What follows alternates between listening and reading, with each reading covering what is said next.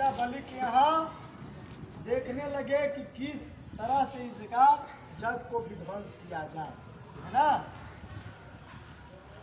कोई उपाय नहीं चला तो उन्होंने स्वयं इंद्र में विष्णु पास गए।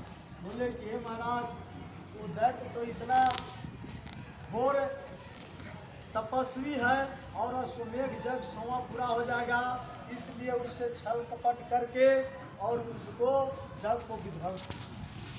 तो विष्णु भगवान इसके पास आए, बोला कि महादानी कौन, आप भी बोलिएगा तो समझेंगे।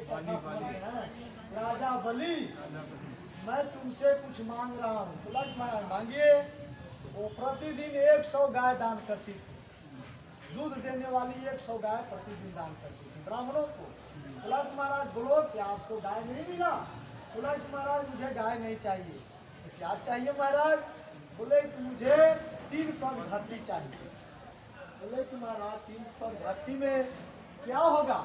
उन्होंने बालक रूप धर के और बौना अवतार लेकर गया। बोले कि महाराज मांगना है तो मांग लो, 1 एकड़ 2 एकड़ 5 एकड़ या कुछ मांगो बढ़ा के, तुम्हारा उसमें खेती भी होगा, घर मकान बंगला भी बनेगा। और 3 पग में क्या होगा? तो तुम छोटे बालक हो और ब्राह्मण, 3 पग में क्या होगा बताओ? तो बोले कि नहीं, देना है तो तुम 3 पग ही दो ना। बोला कि महाराज ठीक है दे रहा हूँ। बोले कि संकल्प के लिए जल, जिस तरह मैं बोलता हूँ संकल्प में द्रव और जल। बोला कि जल। जब उन्होंने जल लेने को लिए कमंडलू को ऐसे करते हैं, तो उनके गुरु थे शुक्राचार्य। उन्होंने सोचा कि ये तो पूरा राजपाट आज हार जाएगा, तो उसको भलाई के लिए उसको छिद्र बंद करके और उसको कमंडलू के छिद्र में घुस कीड़ा बन के जाम हो गया छिद्र, जल गिर नहीं रहा है। सोचे कि जल में गिरेगा वो संकल्प पूरा होगा, इसीलिए जल लिया जाता है। लेकिन कथा को जब शुरू कर दिया तो इसको लास्ट स्टेज पहुंचाना जरूरी है। छिद्र जब बंद हो गया, कमंडलू से जल नहीं गिरा, तो दानी था।